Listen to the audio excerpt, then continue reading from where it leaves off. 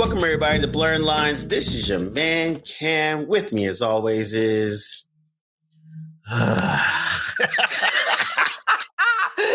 Yo, this is the other Cam. Glad to be in the building. I'm in better spirits, but boy, let's get into it. Mm-hmm. And as well as Hey, this is Josh, your favorite Ray Charles impersonator. and bringing up the rear, always keeping us honest. Mm-hmm. Professor D. Evil in this case. Evil. Mm-hmm. Evil. And as I'm humming Negro spirituals, we are here to discuss Ryan Coogler's Sinners. We are four gentlemen that have experienced it, and we wanted to talk on it. But before we do that, we're going to set the ground rules. So out the gate, we're going to talk about positives first, then we can talk about negatives, and we'll keep it to just the film because there's a lot of talk around it. There's a lot of hype around it. There's a lot of this and that. Everyone's taking different symbolisms about it, but we want to keep it straight to the film at least first. So that way we can have more of a constructive conversation, and then we can talk about all the other stuff. But out the gate, Ryan Coogler's Sinners came out. It's been about 2 weeks now. So I got to watch it, and I think my overall take from me is like I actually enjoyed it. I really enjoyed the cinematography. The music was freaking bananas. Like I thought, like it had a good feel of a film. Like it just felt good. Like and largely, and I'll shout out the cinematographer a lot in this conversation, but like she just like killed it. Like she just had a lot of good shots, and that helps it with a lot of the narrative. And I think like the music also like drove it around. The casting was actually pretty solid all around, and from top to bottom. And I like even some of the supporting cast or people that you wouldn't know or whatever, but they made their stamp into this film.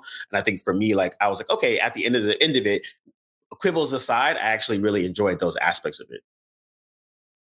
Cam, what was your positives? White people like it. So I'll take it. Is that a positive, or is that more in the neutral territory? What is Yes. No. So okay, here's a positive. Shout out to Ryan Coogler for being able to take on that project. First and foremost, we don't see this often, but giving flowers to a brother from Oakland who's actually making projects in this industry is always a plus, regardless of how my personal feelings towards the industry and how people move in this industry. Shout out to Ryan Coogler. Shout out to the cinematographer. Forgive me for not remembering her name, but it was a beautifully shot film, shot on 70 millimeter. If you do have a chance to go watch 70 millimeter film, go do it. I think that's dope. Highly. I also say support Black directors to an extent. This is not a bad movie per se to not say don't go watch this. Go watch this movie. Support. It's dope. It's another take on a vampire story, for better or worse. What else? The music was cool. The implementation of how it was done, I have an issue with, but exposing the music, putting it out there again for a wider audience who may not be familiar with that's a positive in my opinion. But again, it has positives for a lot of people. They just don't hit for me like they did for other people. But it's a cool movie. It's not a bad movie. It's just I have some issues with it. Yeah. D? you said this is Positives. Positive D. I'm just making sure before I go to my notebook here. No, I'm just kidding. No, I agree with the things that you both said. I think it's a solid, competently made movie, and I think that needs to be said. And I think also it's very creative in its approach in trying to tell a story, a film narrative, a Hollywood movie that brings a lot of elements together and makes it work. There's a great cast that we've seen in many different things, and they all come through in this. from the veteran actors of Delroy Lindo, who I always say that dude is my favorite black uncle on screen. Like he just makes every single thing. Josh said this to me off screen is that he does make the things that he's in better when he's on screen, because he just has that energy. I did really enjoy the diaspora and the way that they showed it and visualized it. That was amazing, because it's and there's something to be said about the allure of the music to the Irish vampire, the main antagonist of the story.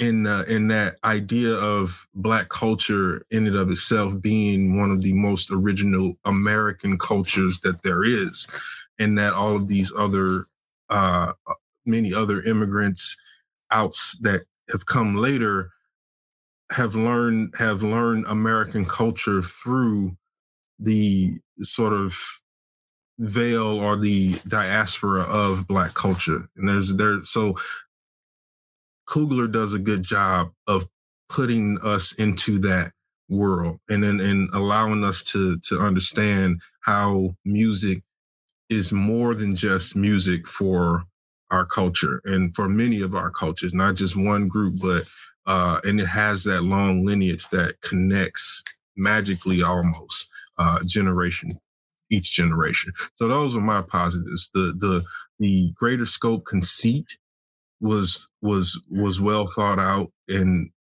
execution is another matter. I'll talk about that later.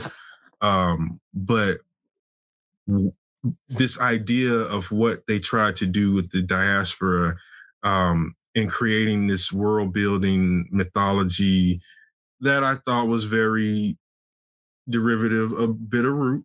I'm just going to say that. I don't know. Shout out to Bitterroot too. Yeah. I don't know what Coogler has. He may have a relationship with those guys. It's maybe the sign of something more to come. I don't know. And if it is, that would be great. But right now, it's very derivative. Positives. Fine. That's yeah. Yeah. To add a book into that, yeah. So Coogler and Michael B. Jordan actually optioned Bitterroot. Bitterroot is a graphic novel by Sanford Green. And it's kind of like a black Southern family fighting monsters, essentially. And so yeah, they are connected. Actually, I think they optioned it to develop it into a TV series, something or other. But that was something that got announced last year, I want to say. So, anyways, but it's possible move on, that this could have been setting up a bigger world. Yeah, so that's why I said not a critique, but that's the way it felt. Yeah, definitely. Josh? I thought it was very good on a scale of good to very good to good, very good, or excellent. I thought it was very good. I thought it was well thought out. I thought the world was nicely fleshed out in the beginning third of the film. Maybe a little bit heavy on the exposition. But I think it served to give you a basis for for each character. I think it served to give you a basis for the world they occupy. Not that you need all that much priming for 1930s Black America, but nonetheless, like I said, I thought it was well fleshed out. As Dee alluded to, when he and I, as I was watching it and texting him, Delroy Lindo automatically elevates everything he's in. As soon as he came on the screen, like, the movie just instantly got better. Like that scene at the train station instantly just made everything pop in a different kind of way. It reminds you of how when he got into what's the name, The Harder They Fall, how when as Reeves, the movie just had a new energy to it. Yeah, same thing. You know, and I thought it was really smart of Coogler to introduce most of the remaining characters in that same scene, recognizing that Delroy Lindo does what he does when he's on screen. Haley Steinfeld comes in. What's the sister's name? Jasmine. Sister Girl. Yeah. She comes in and everybody gets elevated as a result. I thought the sort of the music as spiritual sort of vehicle was easily one of the best things about the movie. That montage was excellent. I didn't think it, it touched on a lot of stuff that I'm very familiar with, both in terms of American music, in terms of Black American music, musical inventions, one, and then two, African spirituality also. It touched on not only music but dance as a vehicle for a variety of things, and I thought it was very well conceived, very well done, and I think it sort of set the stage for the sort of the piece about the guitar. It did a bunch of stuff all in one shot. Yeah, and I thought, like I said, I thought it was very well conceived. There were a couple of niggling issues, but nothing that took me out of it. Nothing that made me feel like it wasn't well done, well thought. It was very well shot. Autumn Durald, the cinematographer that we've been mentioning. Yes, Autumn Durald, she's awesome. That woman has an eye. Holy cow! This was the cinematography in this film was top notch. I hesitate to say that it's Oscar award worthy, but it's way up there. It's way, way, way up there. She's definitely got a feel and an eye, and I want to watch it again just to sort of peep some of the sort of color palette themes and scene setups that she was using and frame ups that she employed, because I'm sure there's stuff that I missed while I was watching all the other stuff. But yeah, she's an ace. She's definitely put a great stamp on the film. The composer did a pretty reasonable, did always a good job. The Coogler's guy Ludwig, as always, did a great job of nailing the sort of aesthetic from a musical standpoint. I love that they didn't do what they did with Lovecraft Country, which was sort of, it's this period piece and it's set in this particular time frame, but we're going to use contemporary music from today. Positive No. only. I like what I'm saying. I liked that they didn't do that. That's a positive. They did have negative for Lovecraft Country. It's a positive for Sinners. Anachronistic music. Yes, in that movie they did. Yeah, later. They just didn't do it in the exact same way. That. Yeah, but it's there. Yes, I didn't mean to say that it's not there. Sorry, I did say that, but yeah, it's there, but I think it's used better and in a much more subtle way than the sledgehammer that it was used, sledgehammer way that it was used in Lovecraft Country. But yeah, I think those are. I feel like I have more, but I think that's the general overview and the positives that I took away.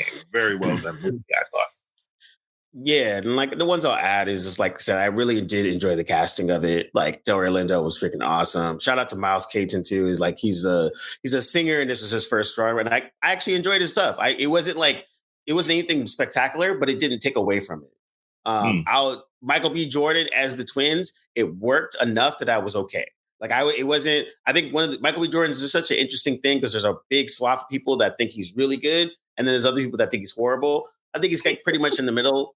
And it's fine. It didn't take me out of it. There's other things that did. But now that we've played the nice and we put in the things that we thought were positive. Oh yeah. Shout out to the sister girl, Haley Stanfield. A quarter, was it 22% Black now?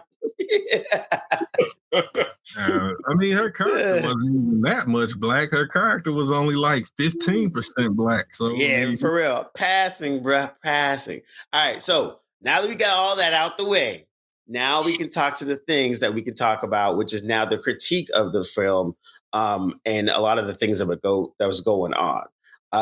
I think one of the unfortunate parts when it comes to Black cinema is like people get real antsy about critiquing something and just wanted to quick to overpraise. And I would rather have a better conversation. We could really get down to the nitty gritty of the construction of it and the actual making of the film itself. And then we could do all the cultural shit later.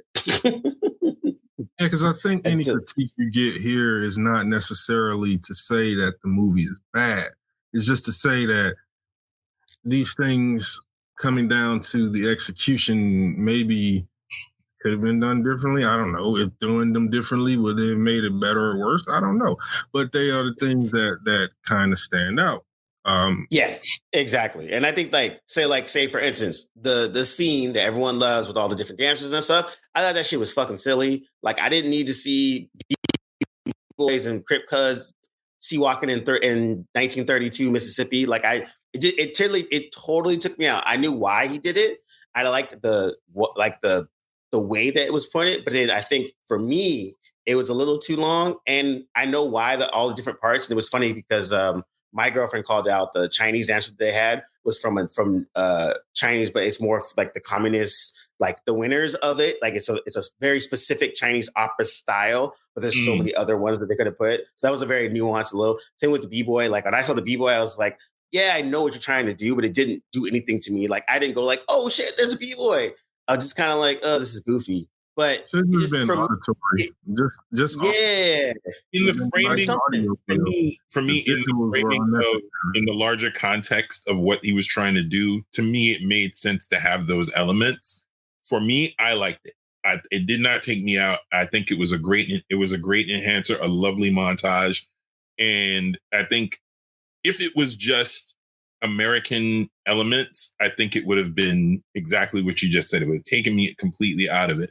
But I think the fact that it went back to the root of African dance, different types of musical African worship, different spirituality, that those things, knowing the different types of spirituality that imagery invokes, coupled with more American contemporary inventions, like rock, like blues, like jazz, like b-boying. For me, it worked. I saw the connective tissue between the different things that he was trying to display, and it made sense. And it made sense for the scene to me. So for me, it worked, and it worked extraordinarily well. It did not take me out the way that it took you guys out.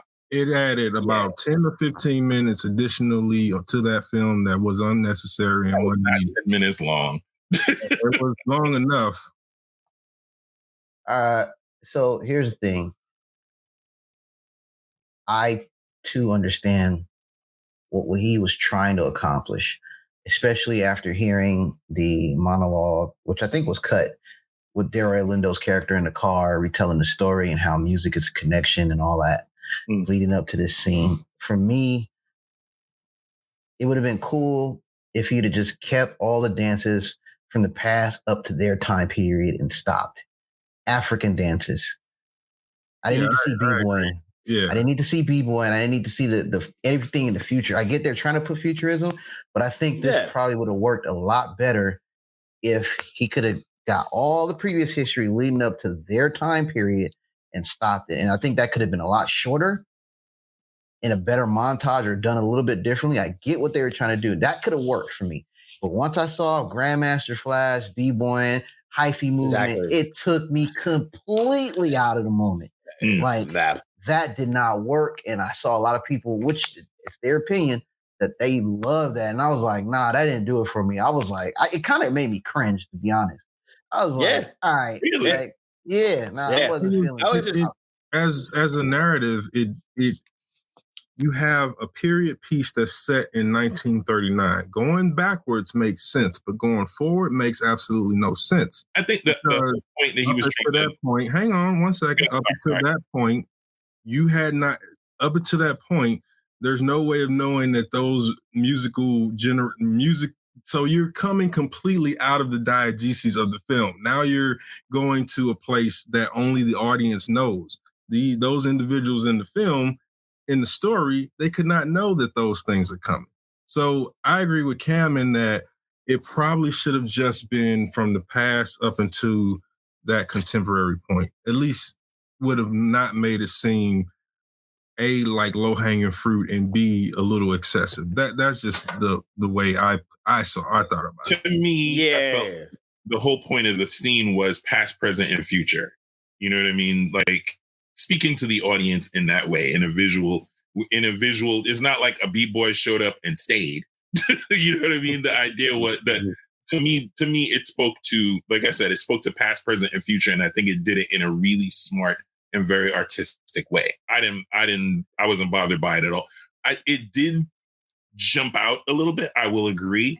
And I will, at the very least, I will cop to, yes, if it was me doing it, I probably would have stuck with the past up to that point.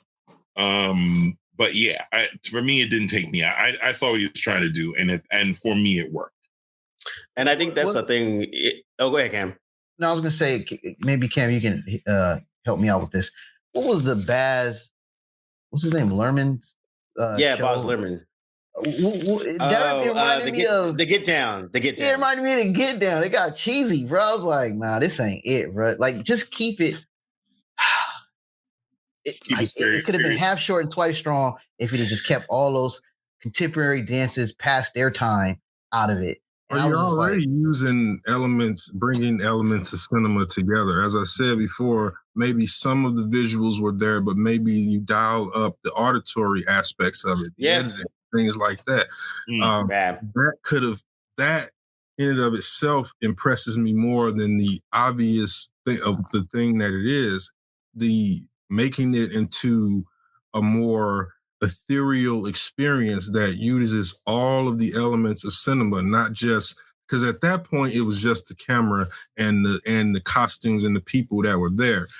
But if you had that, and then you kind of mix it up with the because Josh, you're right. It is the representative of the past, present, and future, and that is the story motif that he had with it. So I get why he did it. But I think what we're talking about is objective, right? We're talking about creative objectivity. We could have did it in multiple different ways, and each way could have been received differently. So, past, present, and future, that part worked. Was the visual aspect of it a little too excessive and at times incoherent? Yes.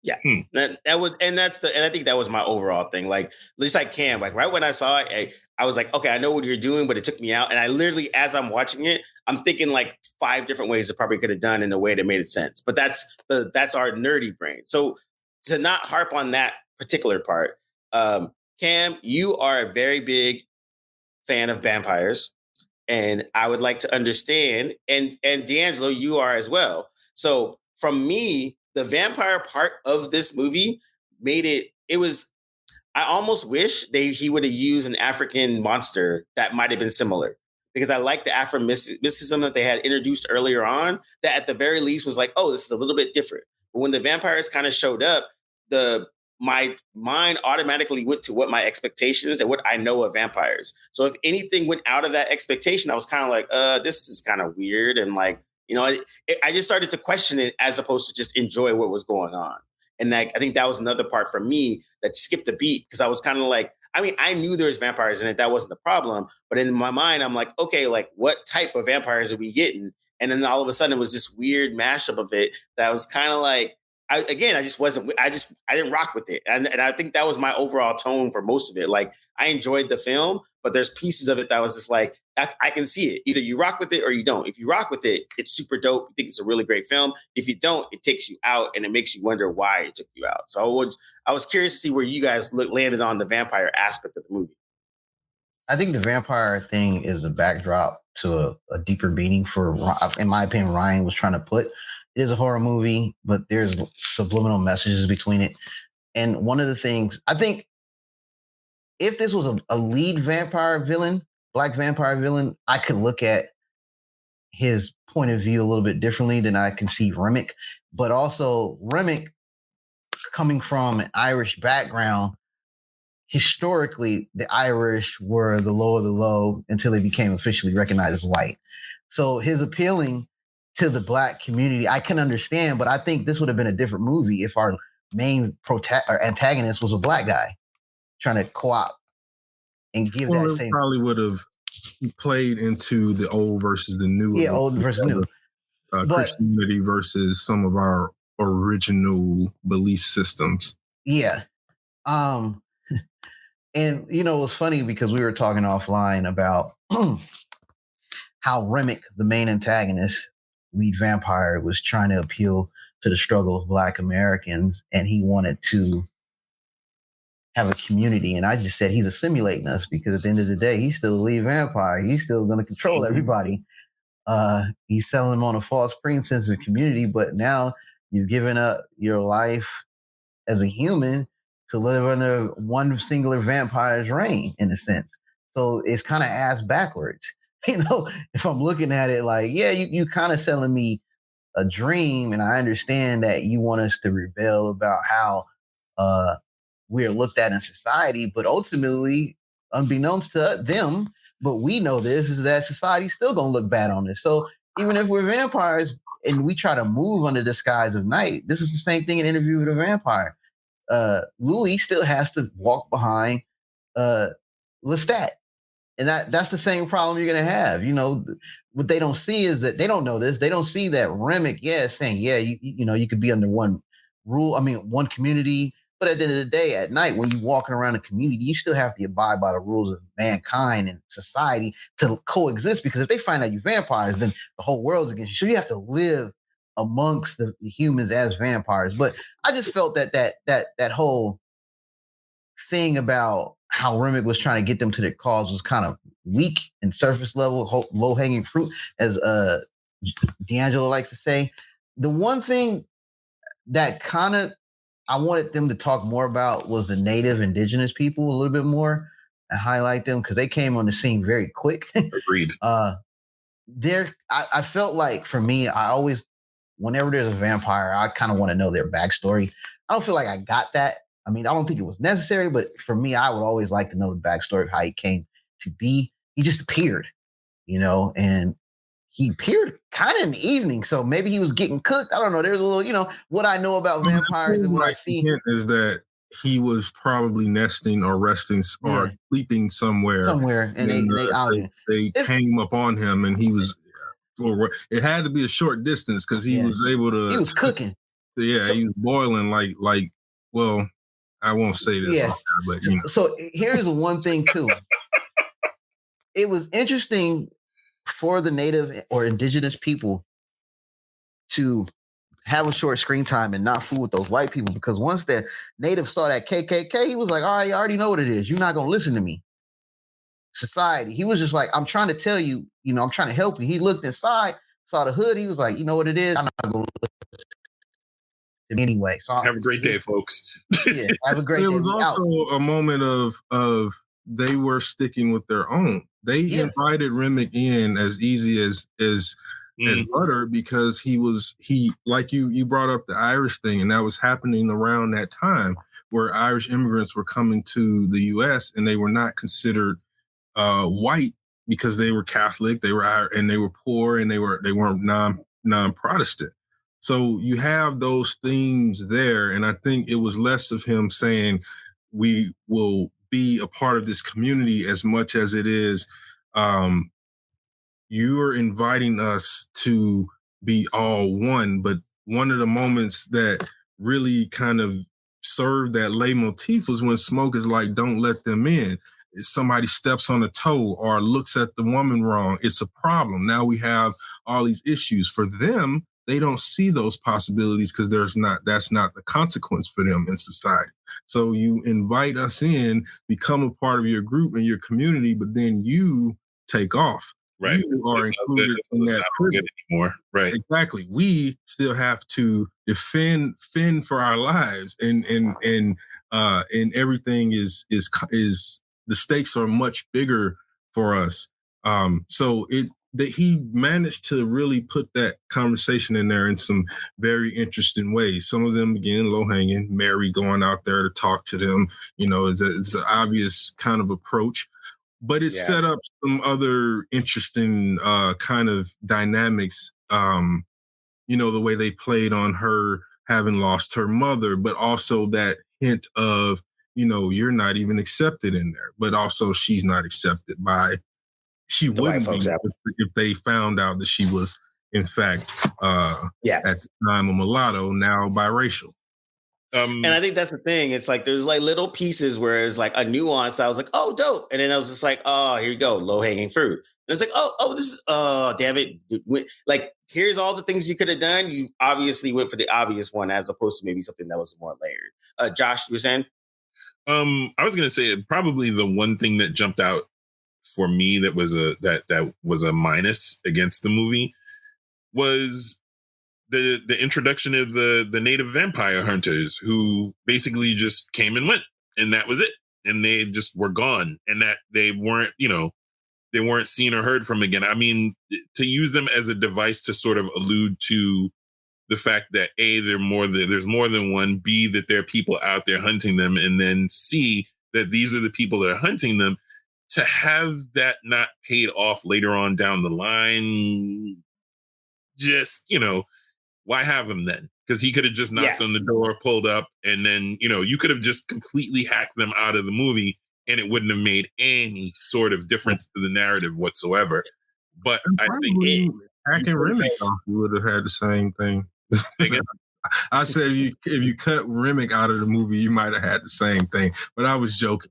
To your point, though, but I think, and it could have been just one extra scene of them coming up on the juke joint in the morning or later on down the line, at some point, saying, hey, we're vampire hunters and we were hunting vampires and we tracked them here. And then you could do with that whatever you want, whatever you will. Now there's allyship between, natives and African Americans, or, they pulled up too late, or, any number of things, any number of ways that you could have sort of tied that particular dangling plot point off. But and the Wumi Masaka character was already into the occult with her root work and things like that. So there was a path, you're right, to where they could have potentially, because she obviously knew us about some of the supernatural world. Yeah, and less occult and more African spirituality from what I saw. You know what I mean? Like, yeah. No, I didn't say cult. I said that she was into the mysticism aspect of that part of the culture. And so I see what you're saying. It would have made sense if she's creating roots and things like that she might sell some herbs and things like some protection things or to whatever. Them. Right. To them. Yeah. Yeah. Okay. I see what you're saying. Yeah. And I think that's the thing where it's just like, you're right. Like one of Dee's comments earlier when he was watching it was just like, it felt a little long. And I was like, I kind of agree with that because there was a lot of these pieces in there that didn't have a payoff later on. So like, you're right. If you cut out all of the indigenous scenes, just that whole part, and just have Remick running up, you already just saved yourself like another, 4 or 5 minutes right there. And so stop 2.5.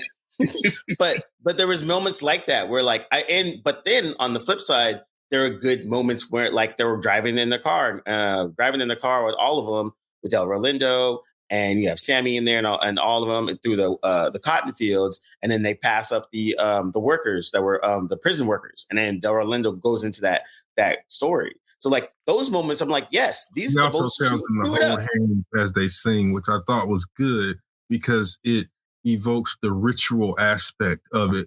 In that it's not enough to just sing.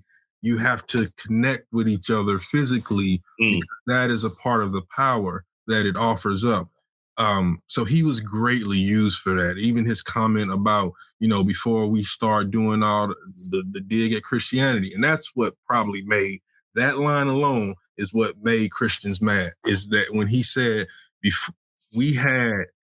this was what we brought here, the music, the dance, and the ritual, as the magic that exists behind it and that heritage, before they forced that Christian stuff on us. And I guarantee you that's what's got, besides the themes and all the other stuff, that's what's got Christians up in the heat. And if you think about it, at the beginning, Sammy he comes into the church. They're singing, they're praising, but what happens? There is not the same embracing or accepting of him for who he is as you see in the juke joint. So there is a juxtapositioning there that Coogler is trying to draw into, because one is institutional and it has a very strict dogmatic way of looking at things, and the other one that is labeled sinning is a little bit more communal, indicative of the polytheism of the Black community and not the monolithic aspect. You had Smoke and Stack, they're gangsters, but they go in there and they not treated like they're animals or they're outcasts.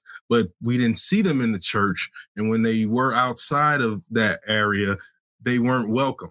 But all the other characters we encounter that were outside of the church were welcome in that juke joint. And I think that is saying a lot about those two dynamics, including the fact that this boy came to the church with 3 gashes on his face, clothes in tatters, and no one had questions.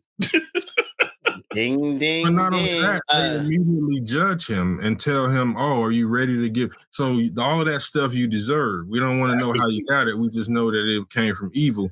So are you ready to now let go of who you were to embrace, Christianity? And we don't see him let go of the guitar. Yeah.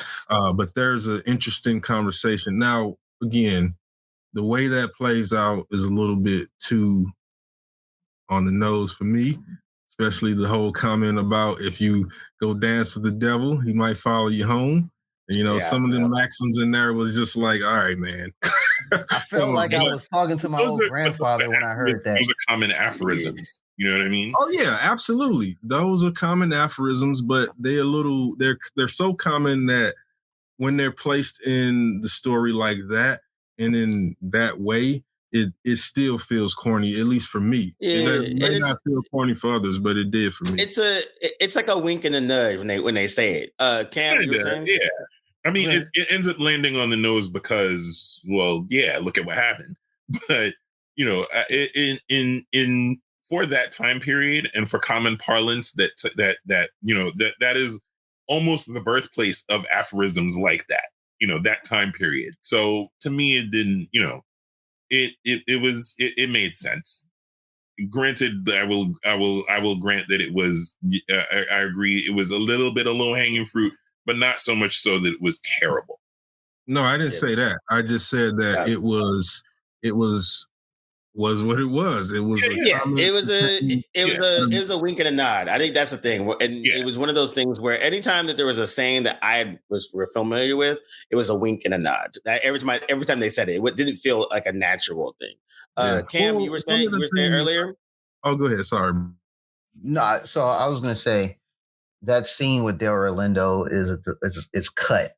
I would be interested to hear and see the full scene. And I think potentially if we see that scene or revisited the scene and they re-edit, in my opinion, if they were to edit that montage of music and keep it to the contemporary period of their time, I think it works. Because Del Orlando was like, there was a lot of meat on the bone that was cut was put on the floor that didn't make that film, and it was a much larger monologue. And there was a lot of moments that was a moment there, and I feel like by doing that, I think we missed something because he had a couple lines in there that stuck out, and I was like, oh, okay. So I would be curious if there's a director's cut where that whole complete scene is there, and we see that. Maybe I look at different parts of the movie a little bit differently. Yeah. Potentially. And I agree with that too, because I think like watching some of the post interviews and stuff, they were talking about the scene the scene we're talking about is when they're all in the car, they're passing by the cotton fields, and they he basically took that scene for a while, and they got to improv some of the stuff and have those conversations. But I think that's a good thing where I think like if we had that scene about the music, it probably would have made the scene pay off a little bit better for me personally. And I think that's what, or even picking that monologue and putting it over that scene to help that aspect of it. I think the other aspects of it, the like we are like I actually like the casting. I think like shout out to Omar Miller, San Jose State alum. Mm-hmm. That's the homies. But I like that the casting. I like the casting that they did because one, everyone kind of fit in terms of. I didn't think it was anything overacting or underacting or anything like that. I think that the one thing though is the world building was good to a point, but then the supernatural world building felt super flat and almost like cheesy. So like I was into it for the first 2/3 of the film. I was like, oh, this is super interesting. Smoke and Snack obviously had a name here. Their father was this. They ran away because of that. Now they're back and like, okay, they did some shady shit, robbed from the Italians and the Irish. So there's a lot of like the world building of what was going on at that time period. But then once it got into the supernatural, it just felt like almost hollow and flat because there was no payoff from earlier on. Like I didn't get to hear a lot about why the herbs that she was mixing were so important and how it kept him safe and those types of things. Talking about the indigenous earlier, you're 100% correct. If we would have saw one of them leaving her spot while there, that would make that connection of like, if they're fighting monsters, she knows how to fight monsters and make these things. There's that connection. So it just felt like once you got into the supernatural part, which is the last third of the film, it was almost like like smashed together. Like it was someone basically was like, yeah, this is From Dusk Till Dawn meets Django Unchained with blues music. And I was all laughing because I'm like, I think that's a little unfair, but I can see where you're going because it feels like two separate movies smashed together. I think it works a little bit better than From Dusk Till Dawn, but not as much. That's a good comparison only because that film also does not feel like a horror or vampire or whatever film until the moment it becomes a vampire horror film. Like that's what I felt with this. I didn't think that the tissue connected it enough. You asked earlier about the vampire aspect. The vampires represent some aspect of an outsider coming in and basically feeding or drawing on whatever that the people that exist there. So any Dracula, for example, always is represented when he comes by plagues and storms and things like that. I think if he had given the vampire itself a little bit of history in the world building, it probably would have worked a lot better.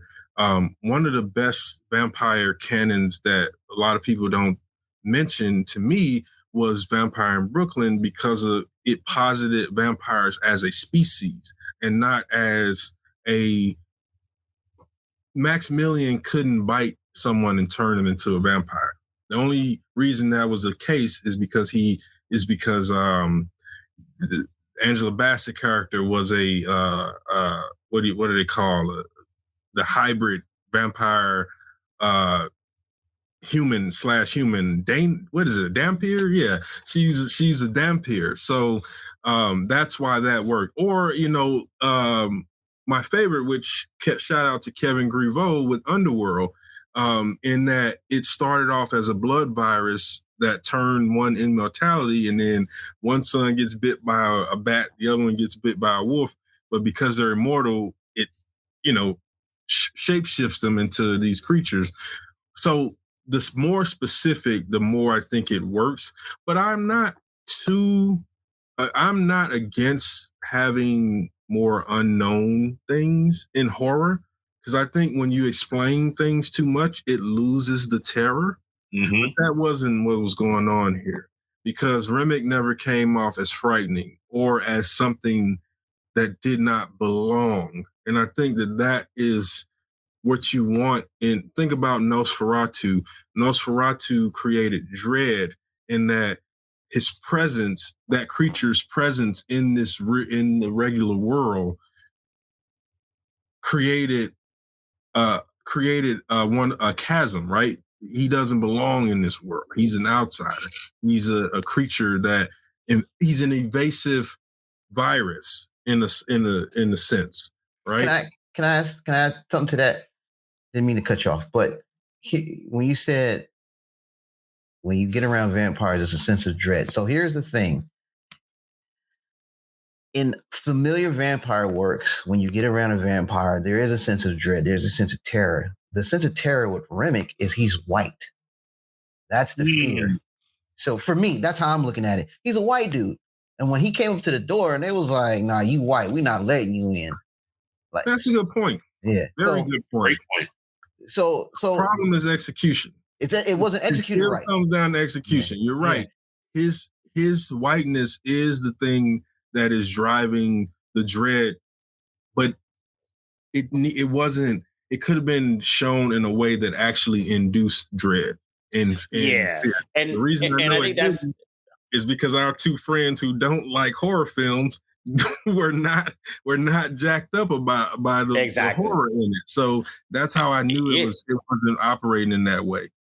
And I think that's the thing where it's like, again, I don't like horror films. We talk about this all the time, but like that was my thing. It almost came across clumsy, and I actually agree with you. If it was a black antagonist, that actually would have been more interesting because then you have two sides of the same coin.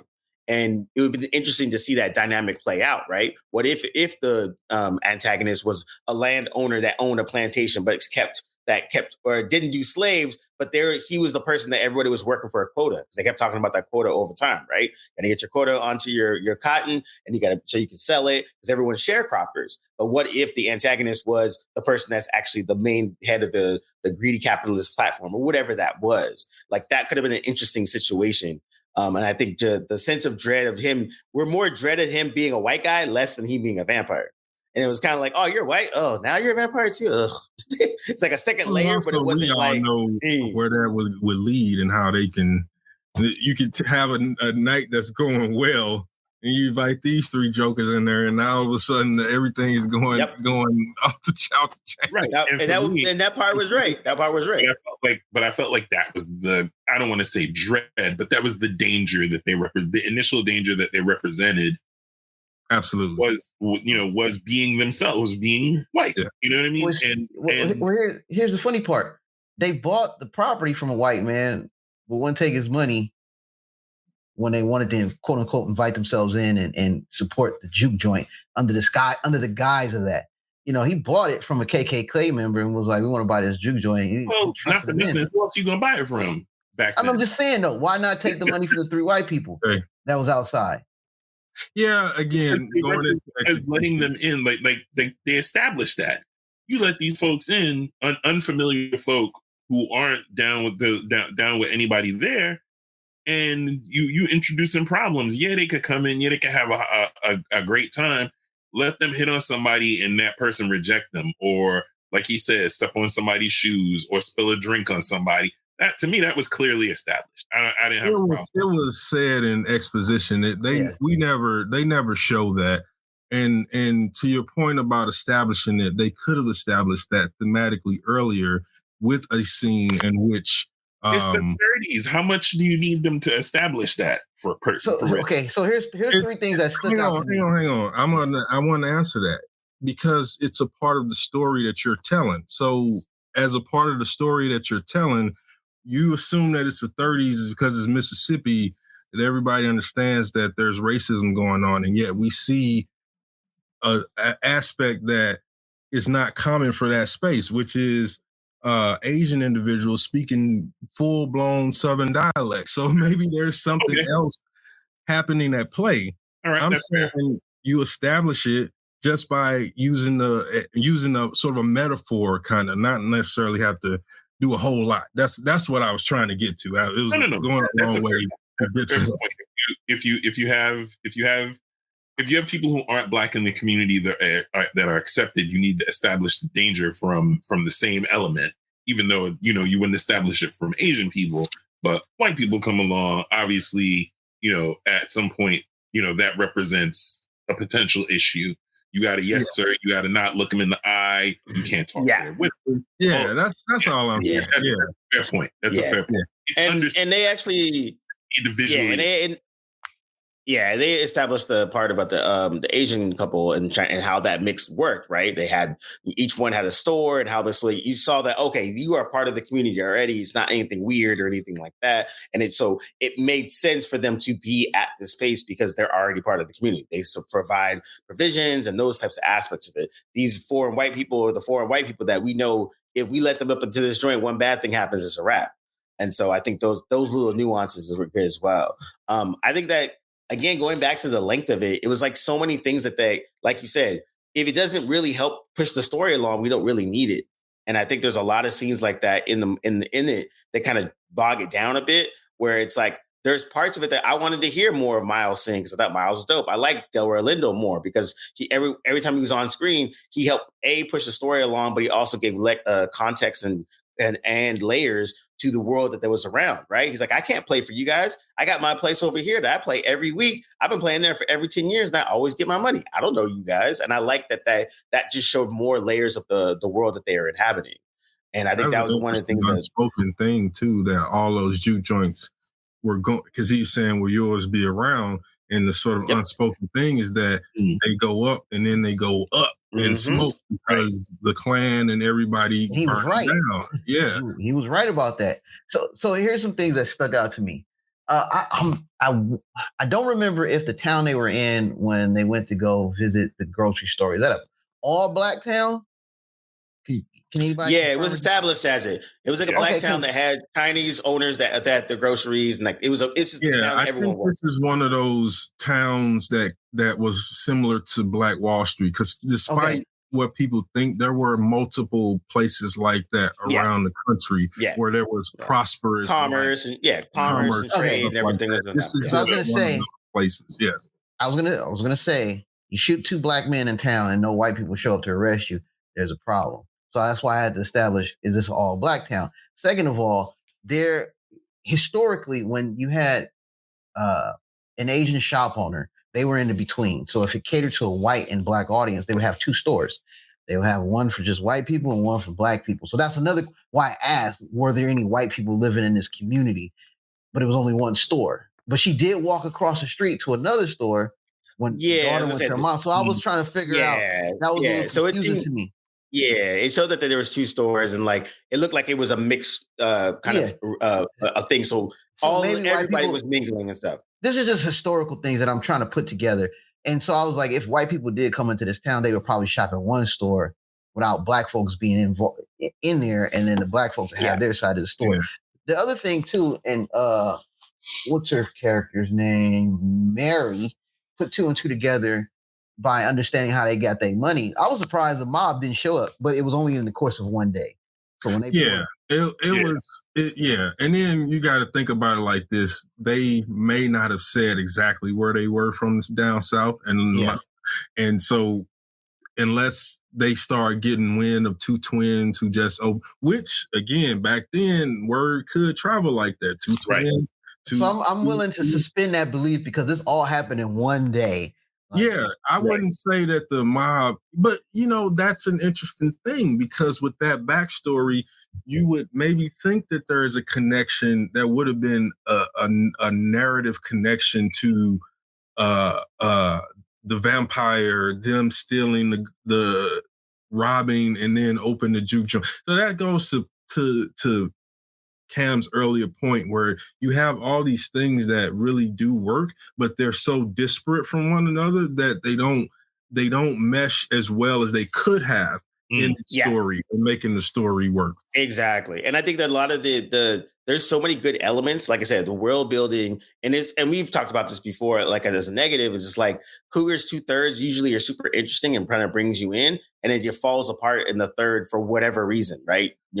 Gumby action scenes or like improbable villains or whatever it is.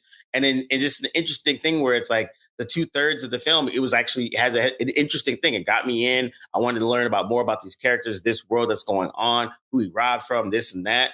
And then I think once that supernatural aspect kind of came in with less, it kind of came in, and I didn't even say it hit you in the mouth. It kind of just showed up, and you're just kind of like, I guess. And to your point, to that point that you just made, I wanted to get you guys' take on A, the third act, and then B, the post-credit scene. Which post-credit scene? Because there's two. The one that matters. The one that matters. Yeah. Yeah, that's the easy way to do it. Okay, so here's my little thing with this.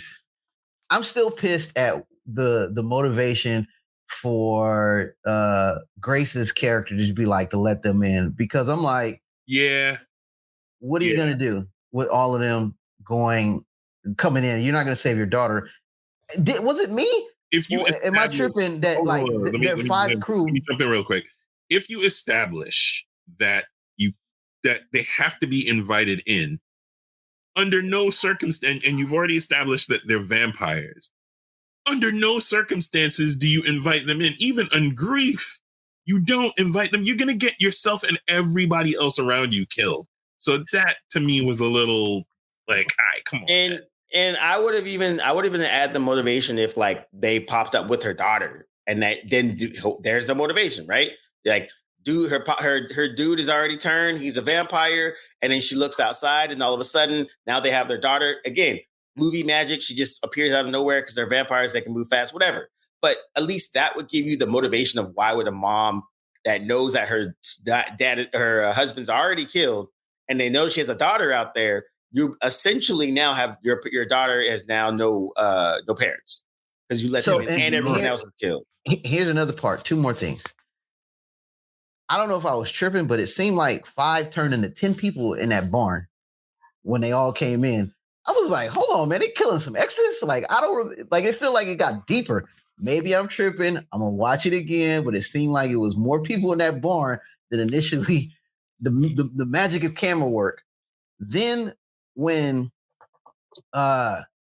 Smoke frees Stack and lets him live, like, what was holding the vamp? Like, you turned into the vampire brother was like, I'm about to murder all y'all. Then all of a sudden he has a change of heart to hold his word not to kill Sammy all of a sudden. Like, what changed? Like, why would you hold that promise? You're a vampire. You don't owe him nothing. You didn't owe him anything before. If you felt my brotherly love, that should have happened a long time ago. You should have turned against Remick. But all of a sudden, your human brother gave you the emotional upper hand at the end of the story for you to hold this promise for this long. Like, I was like, all right.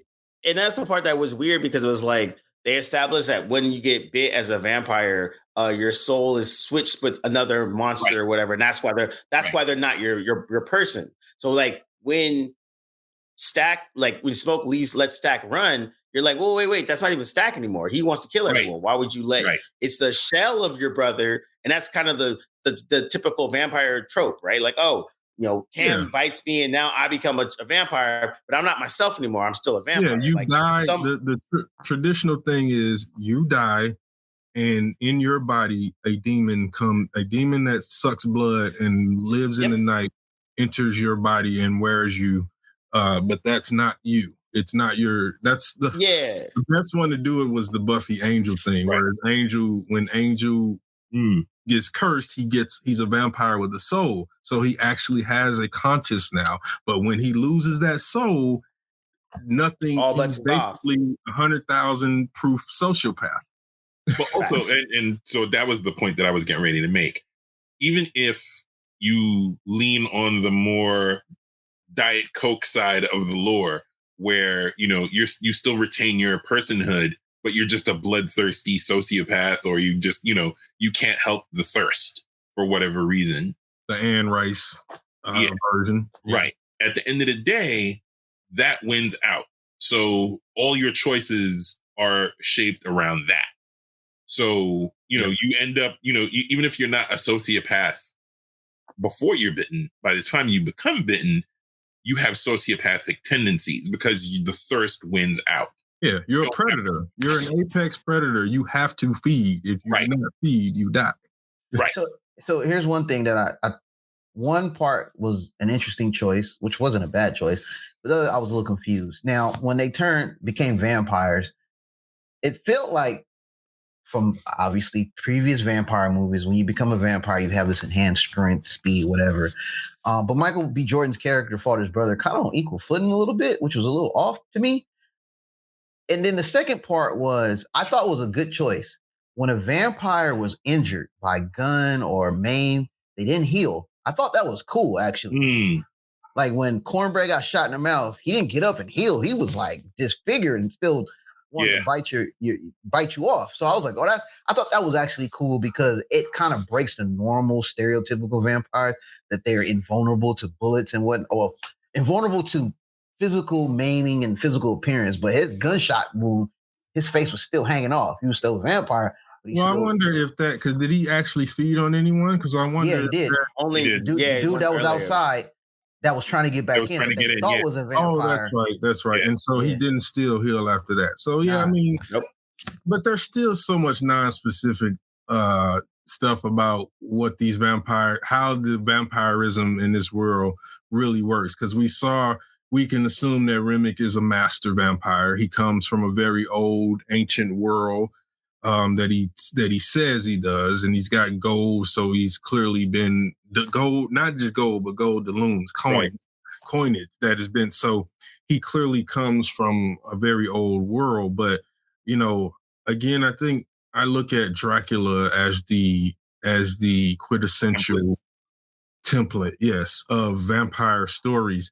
And to me, when you have, this was a setup like the Nosferatu Dracula, where there's a world, a community, a group, a place where there are people, they're going about their lives, and then here comes this evil thing that enters their world like a parasite or again, a virus, and begins to draw on them and slowly take literally each one of them for his evil Congress. But the best ones, if you're going to do an ancient vampire, is to not. I thought this was too ragamuffin. I get they were trying to do the whole, he's kind of a ruffian Irish type, but for me, it's either the vampire needs to be almost unseen and disgusting, or a little bit more cunning than what I saw with Remick. Remick kind of didn't stand out as. There are some vampires that make you afraid of them, despite the fact that they don't look very intimidating. But you're afraid based on what you've seen them do, and we don't see for a long time Remick actually feeding on anyone or actually attacking. We just see the after effect. And I think that's the disservice, because it's like, again, if they would have chose a different monster that would have been in African like mysticism or folklore, I think then we'd be more forgiving for the types of things like this. But the moment that we knew that it was a vampire, then our expectations were already like, okay, I have an expectation of what a vampire is, and now I'm missing those elements, right? Like you said, usually when a vampire comes on screen, they're either charming, menacing, or like sociopathic, or like there's a certain level that you're automatically expecting. And when you saw him as a vampire, you're kind of like, all right, dude. And then when he started to turn other people, again, it almost felt like more zombies, less these are a bunch of my vampire types of situations. And, I think it was, I think the charm was, well, hey, we're just traveling singers, just, traveling and singing. And we just like to come in and sing the blues with y'all. I think that was the attempt at charm. And the thing was, you're right. It was. It was. It definitely, that was definitely it. It didn't land, but that was it. That was what they tried to do. I saw it for what it was. I thought he was trying to be charming. And again, trying to charm Mary when she came out there to sort of, get a sense of what their deal was. And Remick handed her the gold doubloon. He was almost like there was a hypnotic element to what he was saying and doing. But he was trying to charm. That was two instances where he was trying to charm. I think for me, the gold doubloon was, she came out, it's like, y'all got money? He was like, oh yeah, I got gold. Here's my motivation to get in. I think, in my opinion, if they would have established how bad the Irish have it in society, and then you have this Irish man pull up on you, you could relate to him more. But there was no connection with this Irish person. That's fair. So he just came off as trying to be charming, but it wasn't charming enough, because again, they don't trust white folks in this society. There you go. And he's white at the end of the day. That's my point. I think it didn't. It landed, and it landed even for me even better than average, because usually the average person falls for the charms of said vampire, whereas these people were like, I don't trust this white man. You crazy. You're not coming in. Yeah, but No that's still not the point I was trying to make. The point I was trying to make is that in its capacity of telling a story about a monster coming into a place where people, that monster is not frightening. That's all. That's my point. Oh no, I wasn't trying to take away from that. That's a fair assessment. Yeah, no, your point is fair too, because you're right. That makes it unique in that they are very guarded about these creatures. So, but that's why I wish they had made Remick a little more creative, because so now I can't get in that way. So now I'm going to get in some other ways. Mm-hmm. That's what I was trying to say, but I was struggling with trying to make that. And I think that's the thing where it's like, if it was a slick vampire, right? And then he had no accent, and then all of a sudden his accent comes out, his Irish accent comes out. And then there's another aspect of it. And he kind of did that a little bit. We're saying, like, I've been old for 1,000 years. Our people weren't like, blah, blah. They did it for like 2 seconds. Just, again, more exposition, a lot of tell, not show. And I think that to make the villain the menacing part, we're missing that menacing aspect of it. So it was more just like, my friends have been turned into vampires, not like, this is vampires. Like, at first it was like, wait, this is vampires?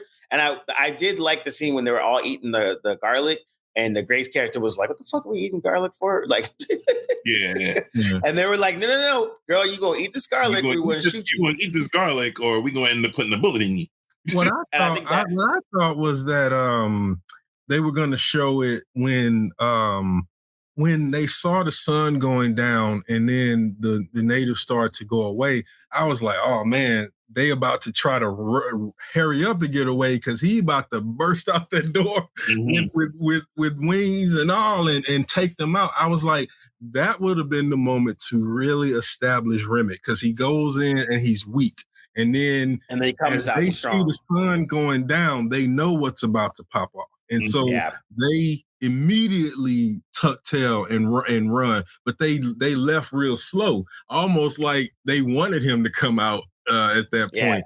But they're leaving, so they know they can't handle him. But it spoke a lot that and that's why I thought it was going to happen, because you got 7 of them, they all have, or 5 or 6, they all have weapons, and yet they're leaving because they know they're outmatched when the sun go down. Mm-hmm.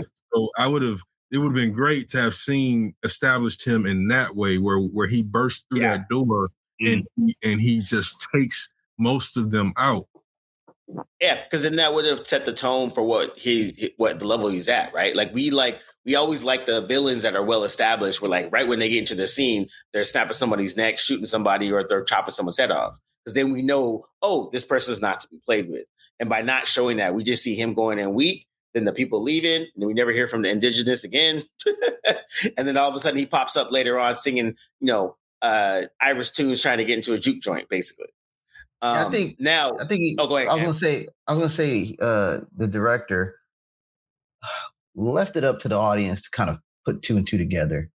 Like, especially if you're kind of familiar with the trope of vampires and stuff, probably more powerful at night. Hence they bounce, because I was like, what's the difference between him running in the dusk and him at night and finding him at night? So maybe, being out in the sun exposes his weakness or whatnot, because he seemed pretty damn invulnerable to us. And then the connection between Smoke's ex, Annie, played by Wunmi Masaku, the connection of her mysticism and root and the indigenous. There was something that could have been connected there. I think the director's trying to just leave it up to us to just put 2 and 2 together, but it was kind of weird where she was like, oh, you know this? Like, you just know about vampires and stuff. Like, all right, cool, and she knew what to call them. Like, I'm like, all right, so I don't know. I think it was executed badly, but I'm trying to cop some Bell to Cooler and say he was just trying to give us a reason or some type of connection there and just leave it up to the audience interpretation to like put two and two together? Because I'm like, how the hell did she know about vampires and their existence? I think the implication is because she knows about different types of mysticism, different types of spirituality.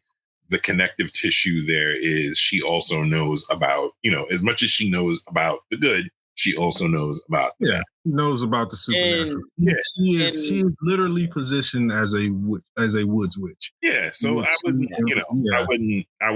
that didn't throw me off. But to Cam's point, as a writing aspect, that should have been one line of dialogue. It should not even a line of dialogue. Just establish that she has some kind of that she understands that knowledge. A book on the shelf is called mise en scene. Use the entire frame to tell the story. Again, there you go. Use the elements of cinema to your advantage. Ryan Coogler is usually decent at it.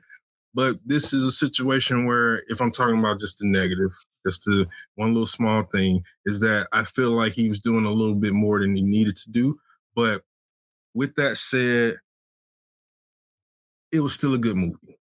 And hold on, before you go any further, can you talk about the Southern accent and the aspect of Michael B. Jordan playing a twin in this movie? Professor I won't say too much. I'll just say that the Southern accents weren't great.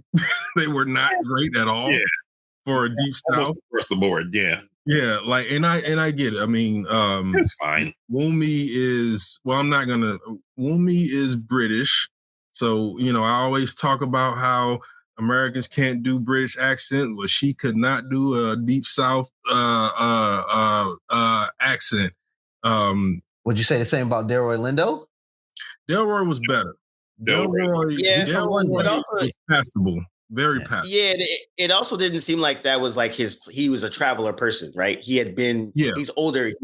So it seemed like he had been out of that area. But like, and same with like Michael B. Jordan as the twins, right? They didn't have to have a deep Southern accent because they had been in Chicago. They left for a certain amount of time. But everyone else that was there is kind of like, you forgive it for what it is, right? But at the same time, I think that's it works. It didn't take me out. Like, I mean, we've seen poor accent, usage with Southern, Caribbean, whatever, where it's just so bad that you're just like, I'm not going to finish watching this.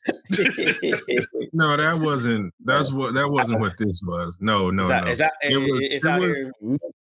And I think it's only more apparent to people who have spent a lot of time in the South or the Midwest or in those regions. Yeah. That these are people who have not ever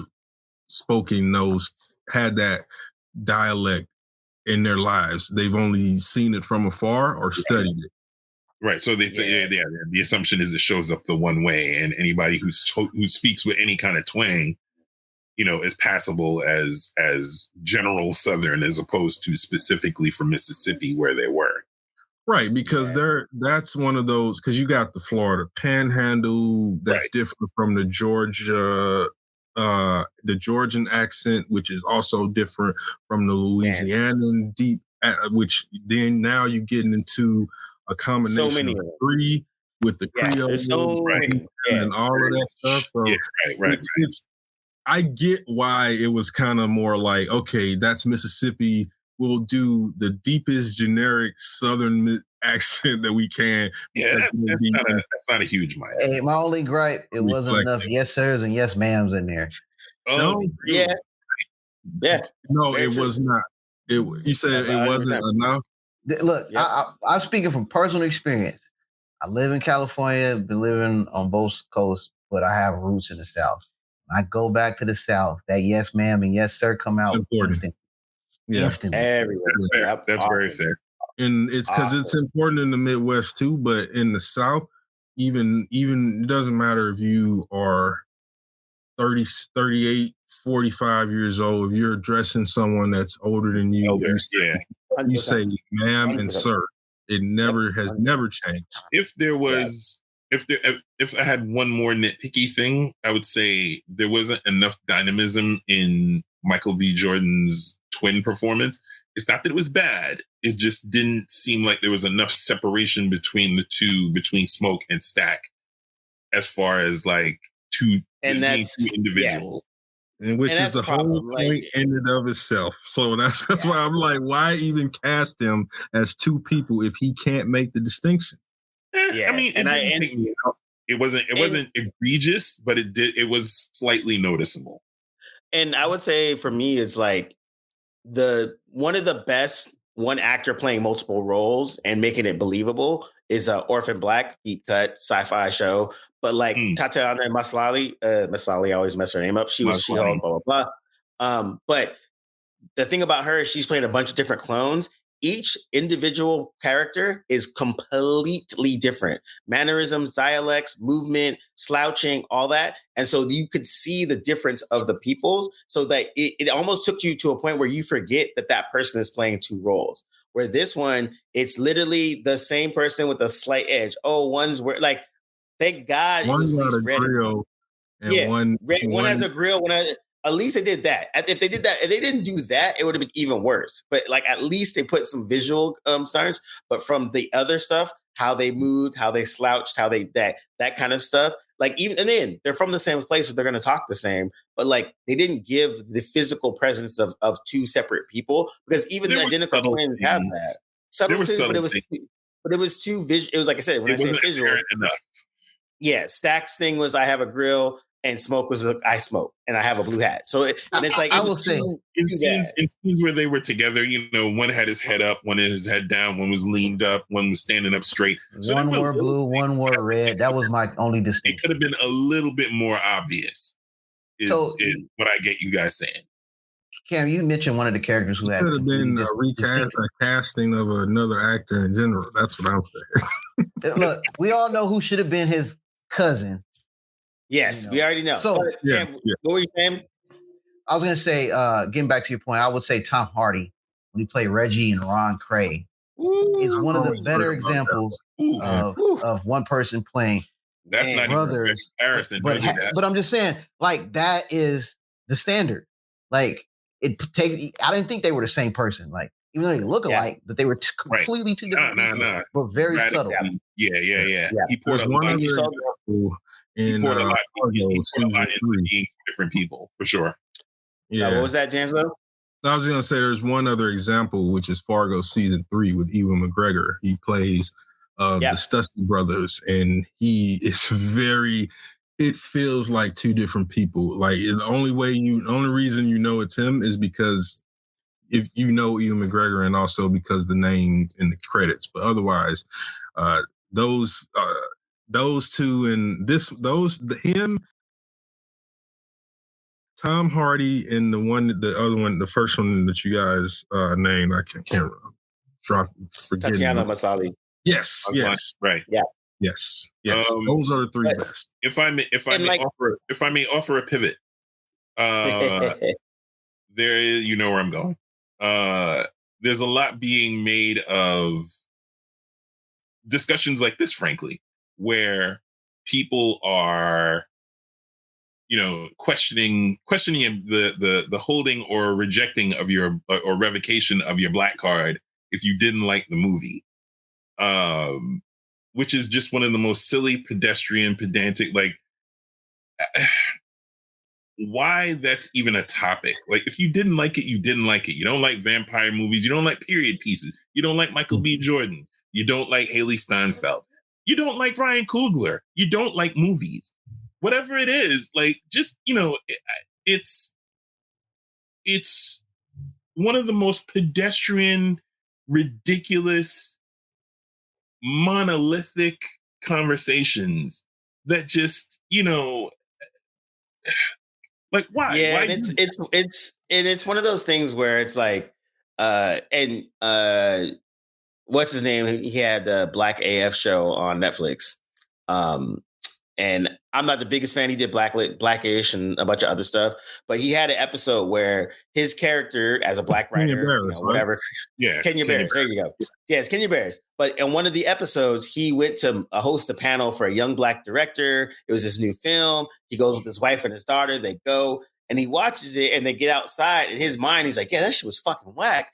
And they're like, "Oh my God, that was amazing." Da da da da da. And so he basically did this whole show about when you don't like what everyone else likes as in the Black culture. And he's like, am I the asshole, or is it really just not good and everybody wants to celebrate a Black director? And I think sometimes for Black folks, we love to say that we're not a monolith, but then when something like this happens, it's all like, okay, guys, we're all going together and we're all going to watch it. We're going to watch it 5 times. Yeah, and it's interesting because it's like, again, it doesn't mean, like, going back to what Josh said, just because you don't like it, we all agree. Black Panther, that third act is fucking horrible. Like, I enjoyed it, but it's not a great film. But I can rewatch it, and I enjoyed the actual film and what it was about. But at the same time, it was so much of it's weird when we use like a vehicle of capitalism to like all join together. Now we're all one and we're all going to talk about this. And I'm like, yo, man, if you don't like it, it's not a big deal. But it's cool that a lot of other people liked it. It's also cool that there's going to be someone that watched it that's going to be a future director of photography or a future director that wants to tell stories because they watched it. That's dope. But I think like you could still say like, hey, like, say for instance, the scene, right? The scene where everyone's talking about, I thought that shit was whack. Cam thought it was whack, but Josh was like, yo, that shit was cool. I enjoyed it. People on the socials, they love it. They thought the scene was such a ancestral, blah, blah, blah, blah, and woo, and all this other shit. That's dope. I'm glad they got that out of it. But we can also make space for people that are just like, yeah, that was corny. I see what you guys are trying to do, but it didn't really come off. And I think there's this weird dynamic where folks want, when something like this comes out, they want everyone to be on the same page. And we're just like, yo, man, we can also say we enjoyed it, but then there's things that have quibbles with it. And like, that's part of the reason why we have a podcast to talk about it amongst ourselves. Let me add 2 things. So when you asked me about the positive, I said like white people like it. Whenever I saw a post with Tom Cruise and Kevin Bacon saying they love the movie, my spider sense was wet. I was like, I don't know, bro. Like this just don't seems off, man. You got these 2 prominent actors coming out like, oh, we love this movie. It felt like I voted for Obama. I could have voted for Obama 3 times if I could. I was like, all right, let me watch this movie and see if this is what it's really cracked up to be. And I watched it and I was like, yeah, this don't pass the smell test. Hold on, though. To be fair, I think all 4 of us have the ism where if everybody likes something and they like it a little bit too much, we almost automatically look at it with a jaundiced eye, with a certain amount of like, all right, man, we ain't gonna like jump into the groupthink here. Like, this better be what everybody says it is. Otherwise, like, like we're walking into it with a certain expectation of almost not where it's almost guaranteed that we won't like it as much as everybody else. I mean, it's rare. Moonlight was one of those movies, and it was awesome. For me, it's the opposite. I actually, if I hear that the majority hates something, I'm going to look at it because I think that the majority probably can't even read well. So I'm going to watch it and then form my own opinion.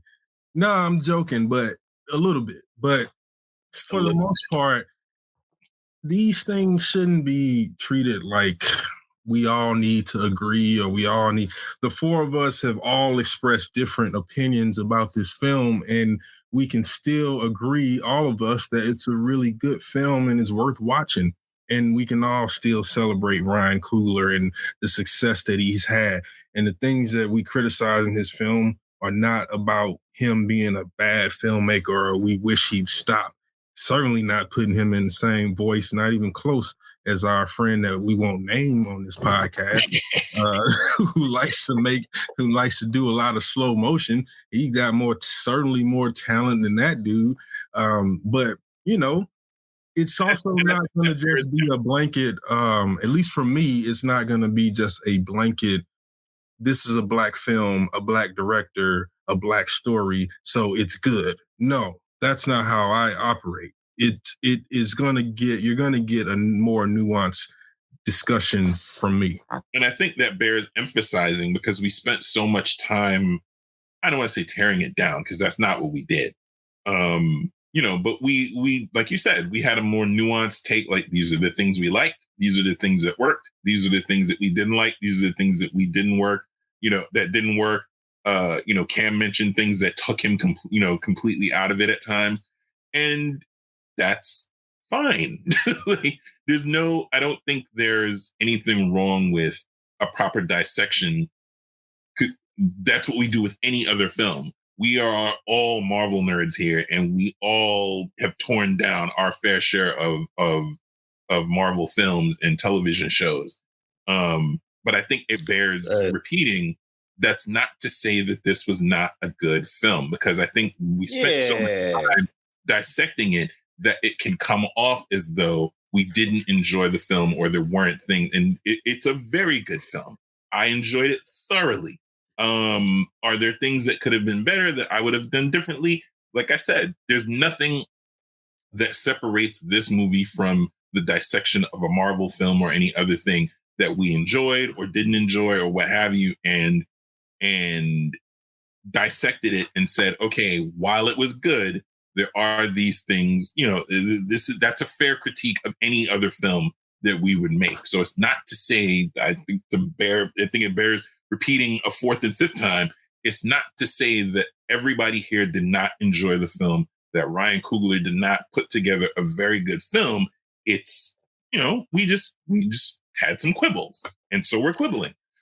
Yeah. And at the end of the day, I think, like, I go back to what I said before, was just like, this is going to inspire some young Black filmmaker to get into film, get into DP, into acting, whatever it's going to be. And I think that's dope. And I think, like, we can celebrate all of these wins at once. Like, it's doing pretty well in the box office. It's on track to be about Creed numbers, which is a good thing in terms of just, again, Black director doing something that's original based off stuff. And being popular. And I think that's a good thing that we need in this space, right? We need these aspects of it. And I think the unfortunate part is when people want to ascribe all of our for the culture and freaking symbolism and all the other crap that just makes it like, hey man, he's an artist, he made a film, and like, what you take from it is what you take from it. And I'm glad people are out watching it and having those conversations. I was just going to say really quick, I think that this film will continue to be talked about. The good thing is that the nonsense that's being spoken about it will die out because of the attention span of most denizens of this earth. And so the conversation will change, and it will shift directly to just content and the analysis of what the themes and the different historical context that is presented in the film. You can break down different parts of that film and do tons of contextual, historical, different kinds of analysis. And I don't think that was what Ryan Coogler intended when he made the film, but it's a happy byproduct of it because it makes the film as important academically as it does as a Hollywood film that was made to make money. People will continue to study this film. There will be students who will make entire PhDs based on research and different thoughts and theories about that film. I agree. And I think that's and to again, to Coogler's point too, he kind of got that Nolan nod, right? Nolan was in the middle of his like 3 big budget franchise films, and like, yo, let me go over here and make my little dinky film called Inception. And they're like, whatever, we don't care about that shit. And that went gangbusters. I think this is kind of his level to be able to go do something on his own that's not tied to a big major franchise. And I'm glad that he got to do something that was something that was deeply personal to him. And I think a lot of those elements worked out. And I think like it was good to hear in a lot of the interviews later how the music plays into a lot of the things, how they approach the music, and those aspects of it too. So I think on all ends, again, it's like you can enjoy it, you can critique it, you can be your quibbles, you can not like it. And I think all those things are good. Now to wrap everything we should up, also hit on the. I think we should before we cut out. We should also hit on the deal that Ryan Coogler made for this film in terms of the rights that he retains after 25 years. The contract that he had in general is kind of bananas. Well, and even that one is like, I was researching a little bit more, and a lot of it was, like you said, rights revert after 25 years. And I think it was one of those deals that was kind of like, okay, we believe in you, but we don't necessarily believe in the film so much. So yeah, sure, we'll give you your cuts because those deals have been made with other films before, but it hadn't been made with a Black director before, and that's something that's a big deal. And I think that's the part that's of note to know that, because like these deals exist, but these things rarely ever happen for Black directors and for Black directors that have an intellectual property that's brand new, that's not a part of a franchise or a legacy or anything like that. And I think that part is of note to know. And that was the biggest a positive. It wasn't part of a franchise. Definitely a positive, and I think it's a subject of debate whether or not it was, whether or not they believed in the project or whether or not film studios are doing that poorly that they're willing to dole out this kind of a deal. I personally think they realize that this dude is bankable. I think there's probably a little bit of leverage that he has because of the filmmaker he's become and because he's got $1 billion behind his back with a couple of films that he's made already, that I think they were like, you know what? Here, just take it. It's fine. We'll, I don't want to kick it on some like George Lucas kind of status where they were like, I think it was a combination of probably they didn't believe, but also he's probably going to net us a sizable amount of money, if not with this film in the future. Here's, Hollywood don't just hand you stuff. So I don't think they just gave it to him because he's great, because he's a great guy. I think there's a certain level of, when looking at it from a business standpoint, the man's $1 billion bank at this point. You know what I mean? Like, so this is the gift and the curse. Say again? This is the gift and curse of this. Okay. He's bankable, but he also is leaning on bankable actors, which is a problem for me. Yeah, but you also can't say that he's bankable in that two of those big budget films that he made were a part of a bigger franchise. One that it doesn't matter whose name was attached to it. People were going to come anyway. Millions and billions of dollars. Yeah. That's why I think he did. Yeah. So, but and I think he did it for another studio, and I think this is one of those things where it's like, let's be more favorable to you so that you could do this. You could do something similar to our studio, and that aspect. Go back to the money and the capitalism part of it. Always right. Go finish the scam. But this is the problem, though, when you have this quote unquote bankable asset. It's tying himself to other bankable assets that's not always good for the project. Like, I think he needs to find a different lead actor than Michael B. Jordan. Like, for certain that's this guy. I don't think he is. I know, but I'm just like, that's cool if it's this guy, but this guy don't work in every project. Like, he's not that great of an actor. I don't know what you guys think of Michael B. Jordan, but I don't think he was the right person to be playing a twin or a lead in this. Think of it in these terms, right? You have your guy. Your guy is bankable. You and your guy make films, and every film that you made with your guy has made a ridiculous amount of money. It's helped you skyrocket to success, and B, has allowed you to realize your vision for a bunch of ideas that you had. You don't go with somebody. I don't agree with it. If it's me and the three of y'all, and the three of you are not great, collaborators or whatever, for whatever reason, but I've made $1 billion with you guys and hundreds of millions of dollars outside of the $1 billion. Let's move aside the $1 billion maker. But I've pretty much ridden you guys to success. Pass or fail, you're my guys now. That's fair. I think that's a matter of. Sorry, Cam, go for it. I was going to say, cool. We made $1 billion. However, you have the capital to take a chance and take a risk and be an artist. Use somebody else. Find a better actor. You have that opportunity now. They all do it too. Yeah, Nolan did the same thing. He didn't stick with. They all do it. They don't necessarily stick with the same person. Spike didn't stick with Sam Jackson or Denzel. He changed up over years, even though those were his guys. So it just depends on how you want to do. Yeah, I think it's more about, like I said, it depends on how. Like Judd Apatow sticks to all the same peoples. They all came up together and they all rock together. I think that's kind of dope. Whether the app level, I think to Cam's credit, I think Coogler can now get anyone he wants. I think at this level, but also back to sticking with your homies. You stick with your homies. So I think give him a small part. Then that's cool. Stick with him. Like, you don't have to be the main character. Yeah, but for me, like Michael B. Jordan's, he didn't take me out of the film. Like I think it was fine. It wasn't great. It wasn't horrible. It was passable enough that it didn't take me out of the film. One last thing on Sinners as a whole, and then you guys can take over. I think Sinners to me would work better as a theater play, in my opinion. I can see that. I agree because of the musical and the dancing element, or a series so that you can flesh out some of those. You know, a Sinners Broadway is probably coming. You know that happens at some point. Well, it'd be good. I mean, I think it would work as a. This will work as a theater play. Definitely will work.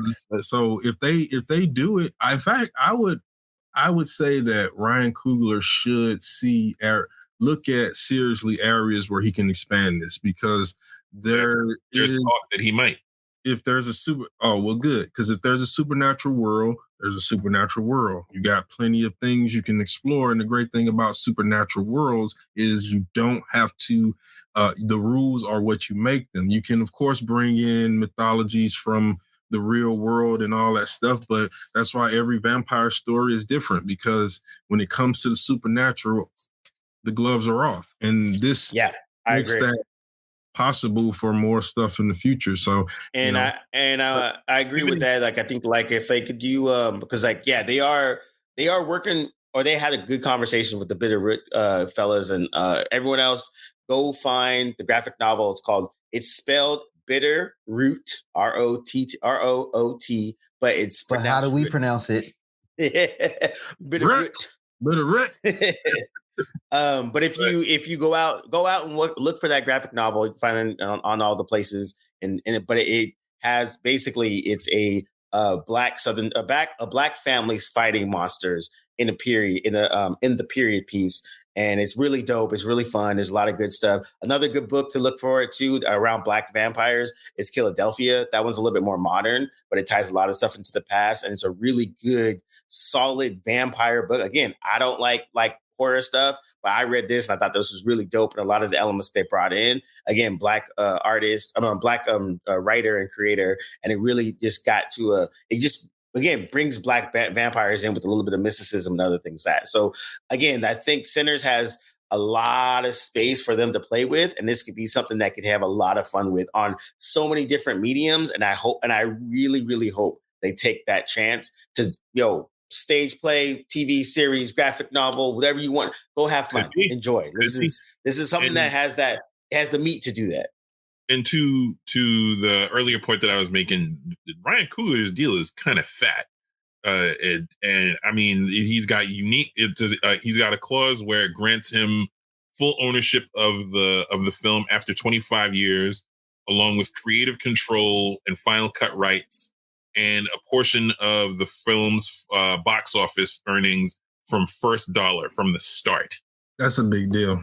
That's a really big deal. Everybody gets that is very unique. That to me just speaks to him as a businessman as well as an artist, because that isn't a deal that they would have offered him. That was after negotiation. That was absolutely something that was negotiated. Yeah. So that's not a I don't believe in this. That's not a I don't believe in this. Here, take what you want. That's a hey. If I put this out through your studio, these are the terms. This is what I want in return. And I don't know what it could be, just his reputation and what he's done, or it could be something else that we don't know about. And I'm saying it's in the most positive sense in terms of business, not positive. Yeah, all positive. That's the positive. How young he is, and the fact that he gets rights back after 25 years. Yeah, it's a big deal. He said, I think the best possible thing about it, which is he will continue to make money as a filmmaker, but with this deal, he set himself up to where he can retire when he wants to, and especially after that 25-year period, because this movie is going to keep making money. It's going to go into streaming rights. Yep. I think it has potential to be a solid anthology series, like where you tell a different story every time. Have fun. And if he does decide to do that, the deal includes royalties, it includes licensing. Like he's chilling he's a real smart businessman. And this is the other going back to the that Cam said positives. Again, this goes back to positives as creatives. Just Black people listen and watch and pay attention, because the business part of being creative is just as important as being creative. And I think it needs to be said again, because just because you like creating shit, you still got to figure out how to live. You still got to make sure your fam good. You got to do all these things. And that part, like, I don't like doing business, I want to let someone else do it. Nigga. Like, just learn it. Like, learn it. Like, you got to learn it. For a reason. And that's because the original deal with Star Wars was similar to the what I'm saying. Like, did. 100%. And this is and I go back to this again, and the reason why I said this over and over again, because I'm like, dude, it's awesome that you like to create, but if you can't, if you know that you're in the realm of capitalism and how these things are going, it behooves you to understand where this goes. We're in 2025 now. There is no I got taken advantage of. There's no I didn't know, because all the information is out there. All the models are there. You can talk to elders. You can look it up online. You can ask freaking ChatGPT at this point. But as a creative, not understanding business and how to negotiate your own deals, that's almost the thing that you have to invest on yourself, because it's going to help yourself and things in perpetuity if you do it correctly. And I think that's like, we're at a point now where there is no excuses. They're all there out there for you, and usually for free. And, it's more of a just put the sweat equity to learn it, or even ask for a mentor or something to that. Cam, can I just go back real quick about when you commented on how much the cast was? It was a dope cast. I want to highlight in particular one particular actor, Olawunmi Musaku. And I've in recent light, I've seen pictures of what she actually looks like. And I want to direct this message to Marvel, particularly. You guys will rot in hell. You guys will never see heaven, because how bad you done her dirty is Hunter B-15 and Loki. This woman is beautiful. You will not see heaven. You will not see peace.